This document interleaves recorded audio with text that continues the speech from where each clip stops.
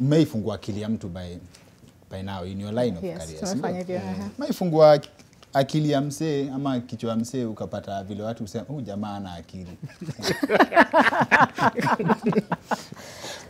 For you, what does that mean? First of all, you know, a question about the difference between the brain and the mind. Yes. Yeah? So brain, kuna scans tofauti ambazo unaweza kufanya ambazo zinakupea a lot of information about the person. Yeah? So unakuja CT scan, MRI, sasa tuna vitu kama PET and all this. So inaweza kuniambia over time huyu msee total volume yake imepungua. Lakini unajua size ya akili. Size ya akili. So all of us over time tuta lose the size of our brain. So if you look at any ukinipea tu scan, naweza kuambia roughly how old that person is. Yeah? Because over time you lose brain matter. So the scan of a child is very different from a scan of a teenager. It's different from somebody in their 40s and 50s. It's different to someone who's in their 90s. Lakini mtu akiwa na shida tofauti, unaweza pata uko kwa accelerated program. Unaona? Unaangalia mtu unasema you're 50 lakini brain imeenda. Najua unataka kuwa polite but mtu mzima ako na utoto. Si ati kuna utoto. It's a bit more complex than that because kuna ile the way your mind works na kuna ile life choices mtu amefanya, yeah? So hiyo ndio tofauti through your brain and your mind. Your mind ni so your brain ni just the brain itself. Ile unaangalia gross anatomy. The mind is the sense of self. Yeah? Wakati unajua sasa mimi nimejielewa, nimefanya hizi choices, yeah? So part of that is vile brain yako inafanya. So some people lack the ability for complex thought. Hiyo si shida yao, ni hivyo tu wasamehe. But then for others ni the personal choices umefanya. Yeah? So that's a very different thing. It's not ati ugonjwa. Hiyo ni ile choice umefanya. Okay. Sawa. Na Dr. Peter.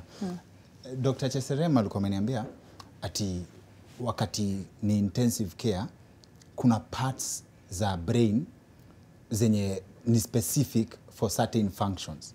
Like kama msee labda alikuwa anapenda kucheza piano, ati kuna place piano ikiguzwa ina respond. Na sasa ati when you're operating on someone ni muhimu sana usitampa na kitu hata place ya language.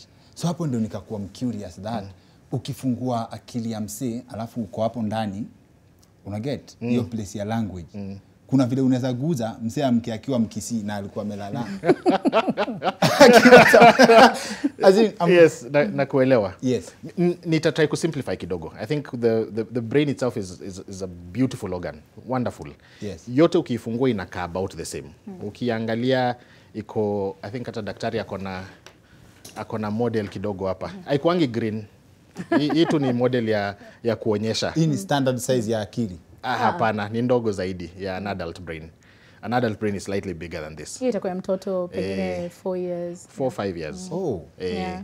So an adult brain is slightly bigger than this. But ukiangalia inakaa ni kama haina any distinctive marks.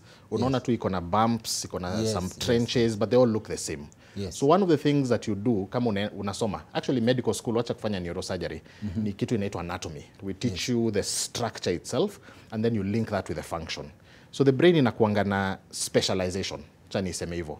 Certain parts zinafanya certain things. Kuna yenye inakusaidia ku think, ku calculate, kucheza chess, ku make complex decisions. Kuna place yenye inakusaidia kusongesha vidole, kuna place yenye inakufanya ku interpret kile unaona. Okay? So macho inapata hiyo nini hizo signals, lakini ikifika kwa brain ndio ina interpret. Inasema umevaa shati ya black, tie ya yellow, t-shirt na shati ya white. Unaelewa? So each of them is gonna specific functions. Language is very complex. Language sio just the connection itself because it's a learned skill. So over time you'll make connections as you learn a language. Utapata watu hiyo wana learn languages faster kushinda vile ukijaribu kufunza mzai French. But a child would pick it up very quickly, especially when in that environment where the language is being used a lot. So it's an immersive sort of experience in learning that language. So siwezi kukugeuza ukue Mkamba by kugusa mahali. Atika waya fulani hivi nafanya huyu anakuwa Muitaliano, lakini hata sisi tukipanga operation yetu tunajua mahali the place ya language iko. So a huge part of our work ni kuavoid hizi places zenye ziko na what we call eloquent function. Kazi yetu ni kuavoid kuongeza anything ugonjwa haikuongeza. So tutoe ile ugonjwa yenye iko bila kuongeza any other defaults.